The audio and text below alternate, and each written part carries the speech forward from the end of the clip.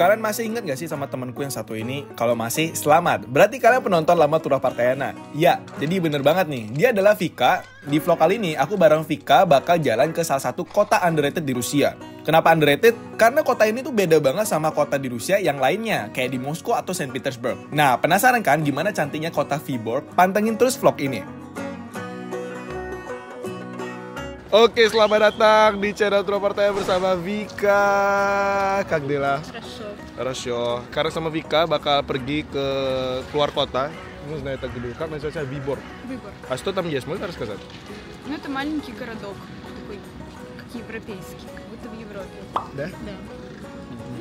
Oke, jadi kita langsung aja berangkat. Ami, на чем транспортами поедем? На электричке. Электрический. Поезд? Да, поезд. Поезд. Nah, sebenarnya apa sih Elektricka itu? Elektricka ini adalah kereta komuter listrik jarak pendek atau menengah yang menghubungkan kota-kota besar dengan daerah sekitarnya. Atau juga antar kota guys, dalam suatu wilayah tertentu. Sebenarnya sih mirip-mirip kayak KRL gitu ya, atau beberapa kereta komuter yang ada di Indonesia. Dan sama nih kayak Indonesia, harga tiket Elektricka itu murah banget. Gak heran ya, transportasi ini masih jadi andalan warga Rusia sampai sekarang. Хорошо, let's go.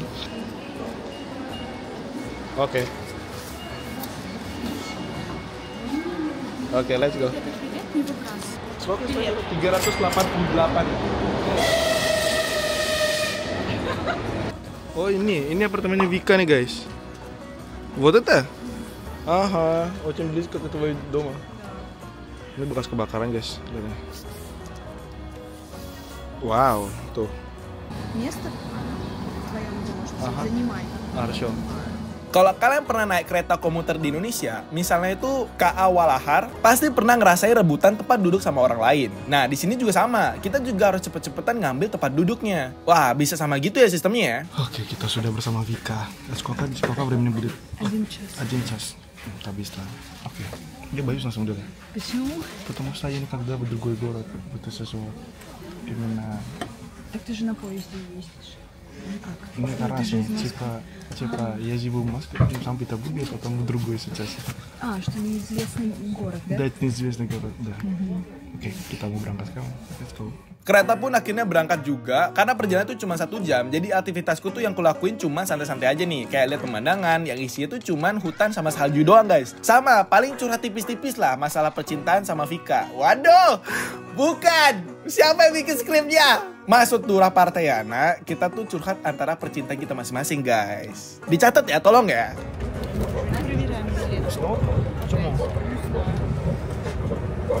Обратно поедете?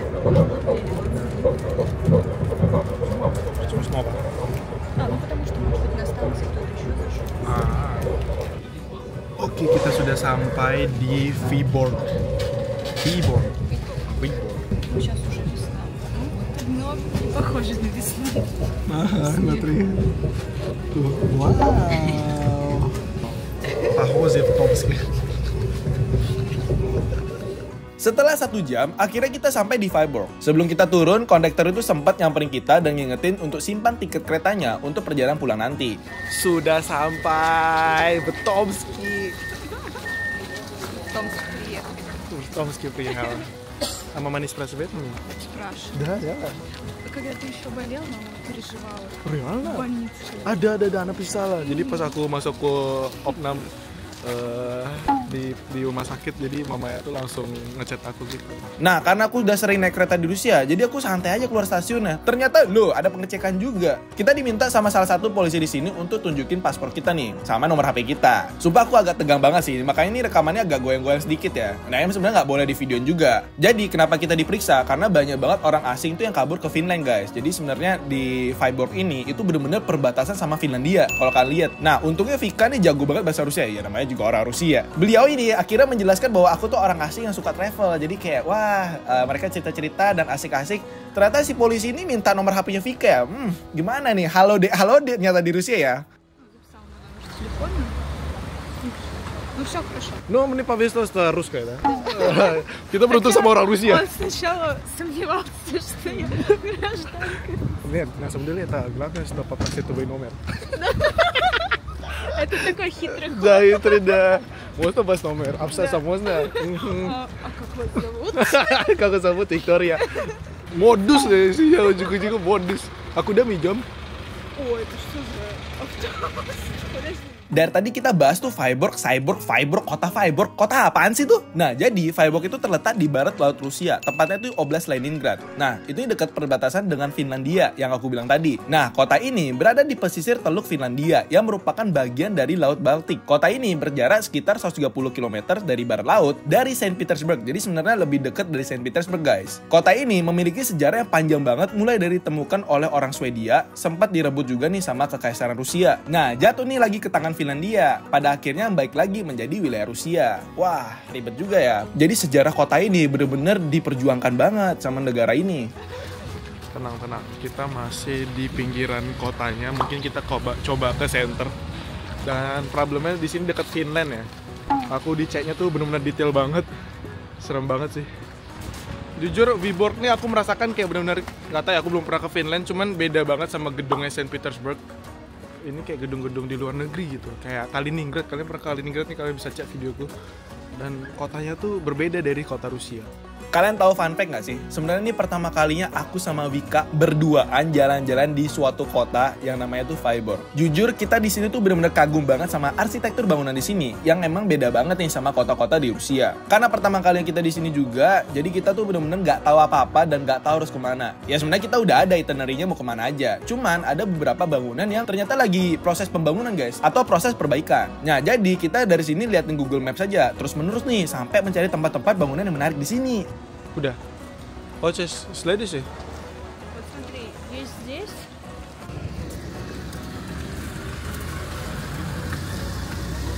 Вот еще почитать. Wah, kita serasa di Finlandia. Karena kita lapar belum makan, jadi akhirnya kita mencari kafe ya. Setelah kita searching nih, akhirnya kita memutuskan untuk ke salah satu kafe yang kita lihat itu di Google. Ya lumayan sih, dan estetik juga. Это, кстати, похоже чем-то на том. Tramway Cafe. Namanya Papula SMA, Papula. Oke, kita masuk ya buat makan ya. Halo, I'm going to your restaurant. Oke. Sebenarnya kafe ini kecil banget, tapi unik gitu ya, karena konsep kafe ini dibangun di bekas gerbong tram gitu. Interior di dalamnya itu juga nggak kalah estetik, guys. Sumpah, di sini tuh aku sampai speechless banget lihat interiornya. Oh iya, untuk 2 kopi ini harganya tuh cuma Rp50.000 untuk 2 orang. Я думаю, что какие-то конфеты. Konfet ya. А, и маршмеллоу. Marshmallow ya, oke, Kalian bisa lihat ya, kita tuh bener-bener kangen banget dan bisa nostalgia juga gimana perjalanan kita waktu kuliah bersama. Terus kita juga cerita-cerita gimana ke depannya Vika, ke depannya Turah Partayana. Ini adalah pertama kalinya yang ku bilang, pertama kalinya berdua sama Vika jalan-jalan di luar kota. Wah, ini seru banget sih. Dan aku juga benar-benar kaget banget kita bisa deep talk sejauh ini. Di sini kita juga membahas beberapa topik yang sebenarnya agak lucu juga. Mungkin aku bakal masukin ke sini ya. Oke, kita bakal wawancara Vika ya. Тура. Один вопрос. Когда видео замус? Скоро узнаете. А почему именно Vyborg ты посоветовала мне? Ну, потому что ты захотел поехать в какое-то путешествие. Вот. И первое, что мне пришло в голову, это Выборг. Потому что он находится недалеко, час ехать на электричке, и мы уже в Выборге. Ну, мне кажется, тебе понравится архитектура, потому что мы сейчас пойдем вот как бы в старый вот этот центр. Ну, я хотел обсуждать про наши друзья именно. Да, ты не скучала по нам, по группам? Скучала, конечно. Вообще, время в университете самое лучшее. Да. Мне больше понравилось, чем в школе, да. Ты помнишь, я опоздал 7 дней? Ну, я приехал. Да, позже пришел. Вообще, на самом деле, Тура молодец, потому что он, во-первых, знает русский язык, а его тяжело выучить, вот, и по учебе вообще не отставал ни разу от ребят. Потому что были ребята, которые из России, неплохо учились, а Тура лучше учился. Он всегда занимался, всегда на классе. Ну, ты тоже хорошая, да, получила. У тебя красный диплом, да? Блин, нет. Мне не...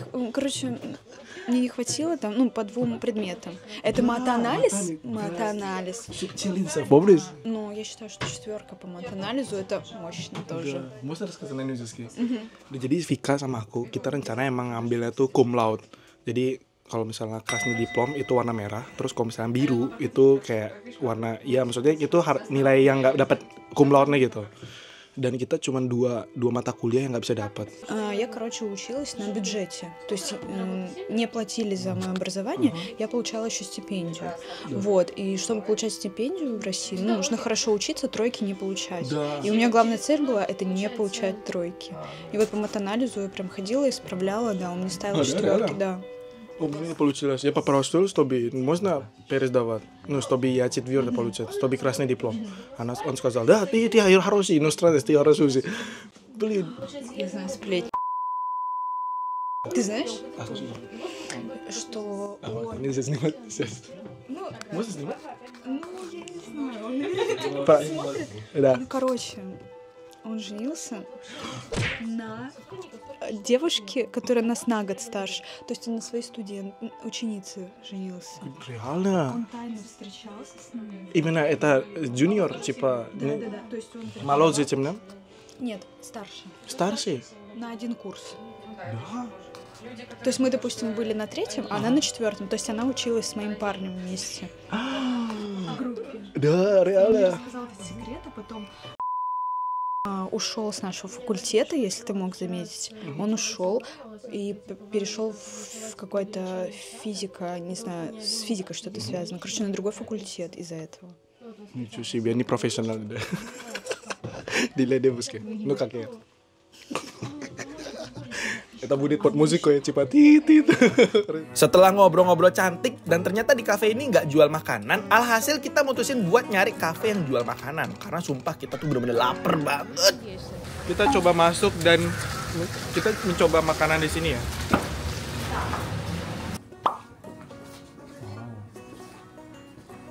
Ну, то есть пирожки, а здесь прям как...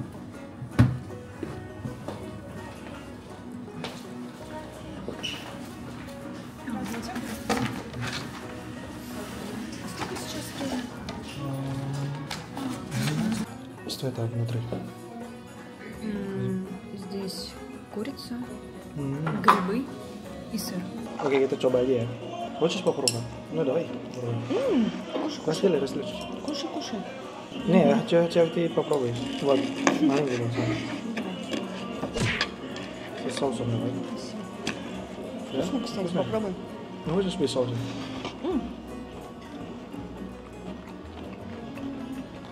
Ну, нормально. Gue pernah selalu gaduh сейчас, что ты поменяла? Ну, какой план у тебя? Слушай, да пока ничего не поменялось. Ну, Да? все так же, да. Я работаю... Просто зарплата много, да? Да, побольше. Ну, больше клиентов. Да, реально? После этого мы куда? Гулять. Gula, да? Ну да, вот так пойдем. Oke, jadi kita habisin makanannya dan kita bakal langsung lanjut ke center, oke? Dah. Oke, jadi kita lanjut ke center dulu, let's go. Seperti yang aku bilang, kota ini tuh sempat berpindah-pindah kekuasaan dari mulai Swedia, Finlandia, hingga Rusia. Makanya arsitektur di kota ini tuh kayak ngikutin arsitektur bangunan yang ada di Finlandia guys, atau Swedia gitu deh.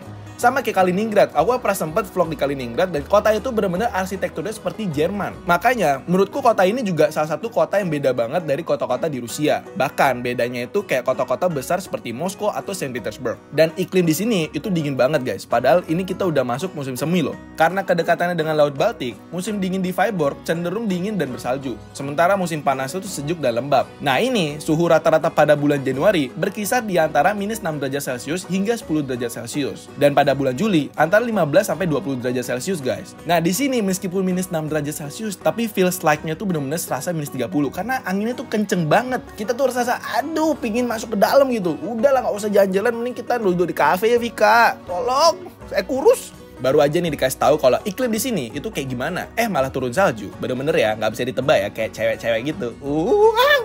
Wah, kita mau ke sana ya. Как называется здание, знаешь? Bangunannya tua banget dan kita nggak tahu tuh. Сейчас посмотрим. Хорошо. Холодно уже. Холодно? Тебе холодно? Замерз? Да. Хочешь сидеть здесь? Setelah kita jalan kaki yang begitu jauh dan akhirnya kita sampai di Kastil Vyborg. Sebenarnya untuk masuk ke dalam Kastil Vyborg ini harusnya tuh bayar. Mungkin karena kita tuh masih anak-anak, ya kita malah dapat tiketnya tuh secara gratis. Gila, hoki banget sih hari ini, meskipun cuacanya dingin ya. Bisa 4.000 sekali masuk guys. Kenapa bisa semahal itu ya, dan kita dapat hal gratis ya. Wow. Sudah. Nah ini salah satu situs budaya dan sejarah terpenting di Vyborg, Rusia adalah Museum Istana Negara guys. Ya kayak museum-museum pada umumnya sih. Museum ini memiliki banyak pameran atau artefak yang menunjukkan sejarah panjang kastil dan kota sekitarnya. Kayak sejarah kastil dan kota Vyborg, pameran arkeologi, pameran seni dan budaya, dan masih banyak yang lain. Aku sih lebih impress lihat dalam kastilnya sih yang masih terawat hingga saat ini. Bagus ya? Oke, let's go. Bakal masuk ke sini guys. Wow. Bagus banget sumpah. Ini nggak ada di Rusia, gedungnya nggak beda gitu. Sudah selesai kita trip bersama Vika, Kak Dela, Cibia. Нормально? Это первый раз ты зима Vyborg. Спасибо тебе.